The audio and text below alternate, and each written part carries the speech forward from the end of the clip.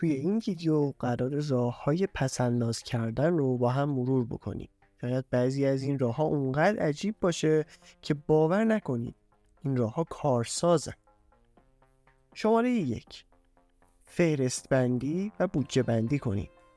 همونطور که کارهای روزانه‌تون باید طبق برنامه‌ریزی انجام بشه، برای دخل و خرجتون هم باید برنامه‌ریزی کنید. میتونید شما جدولی بکشید و جلوی هر آیتم هزینه‌های معینش رو بنویسید. مثلا هزینه اجاره خونه اگه مستاجرین، هزینه خودرو و بنزین، هزینه‌های درمانی و چکاپ ماهیانه، هزینه درس و مدرسه فرزندتون، هزینه‌هایی که برای لباس، خوراک و تفریح اختصاص میدین و بقیه موارد. از وسایل نقلیه عمومی استفاده کنید.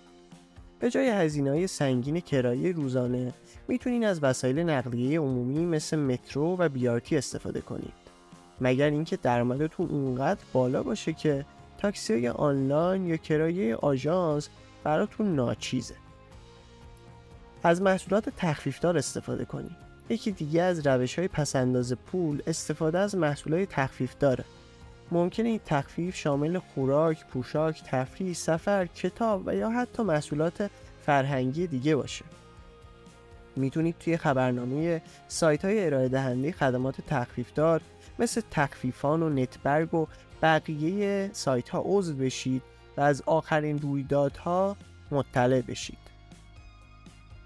برای کاهش هزینه‌های درمانی به بیمارستان‌های طرف قراردادتون مراجعه کنید. بیمارستانایی هستن که طرف قرارداد با بیمه‌های تکمیلی و یا بیمه‌های رایگان مثل بیمه نیروهای مسلحن. قبل مراجعه به بیمارستان حتما نوع بیمه طرف قرارداد رو چک بکنید. اگر نوع بیمه خدمات درمانی شما مشمول تخفیف و یا رایگان هست، حتما استفاده کنید. این حق شماست. راه 5. برای پیرایش ماهیانه به آموزشگاه‌های آرایشگری سر بزنید. چرا آموزشگاه‌های آرایشگری؟ چون داشتن مدل رایگان برای هنرجوها الزامیه. هنرجوها برای تمرین آرایشگری از افراد میخوان تا مدلشون بشن و بدون دریافت پول موی اونا رو اصلاح میکنن. شماره 6. از تورهای تخفیفدار یا لحظه آخری استفاده کنید. اگر زیاد اهل گردش و تفریح هستین و نگران هزینه‌های سفرید، میتونید از تورهای تخفیفدار و لحظه آخری بهره‌مند بشید. بعدیش اینه که همیشه باید یه چمدون پر توی خونه داشته باشین و منتظر زنگ آژانس هواپیمایی باشید تا به سرعت به سمت فرودگاه حرکت کنید.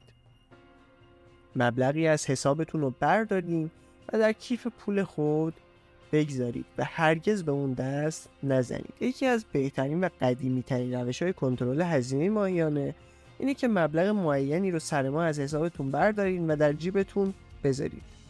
با این روش دیگه حواستون به سمت کارتتون نمیره تا وسوسه بشید. هزینه‌های روزانه مثل کرایه، خورد و خوراک جزئی و یا هزینه‌های شارژ اینترنت و گوشی رو توی کیفتون بذارید. 8. اجناس ارزون قیمت در بلند مدت نخرید. حتما این جمله معروف رو شنیدین که انقدر پولدار نیستیم که جنس ارزون بخریم. یعنی اینکه اگر شما یک بار جنس گرون قیمت خریداری کنید، به دلیل کیفیت مطلوب و با دوام‌تر بودنش این جنس دیرتر کهنه یا خراب میشه و شما مجبور نیستین سالی چند بار اون جنس رو بخرید. 9. به جای خرید محصولات فرهنگی اونا رو اجاره کنید یا به امانت بگیرید.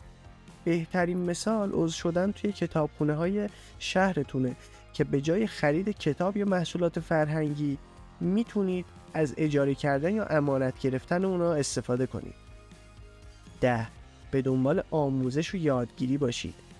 بدون هیچ اطلاعی وارد سرمایه گذاری نشید. حتما کتاب‌های با موضوع بازاریابی، فروش، تبلیغات، مذاکره، مدیریت مالی و پس‌انداز رو بخونید تا هرچه بیشتر مطالعه کنید و این مطالعه بیشتر باعث میشه که بیشتر رشد کنید و با درک و آگاهی بیشتر قدم بردارید. امیدوارم از این ویدیو لذت برده باشید.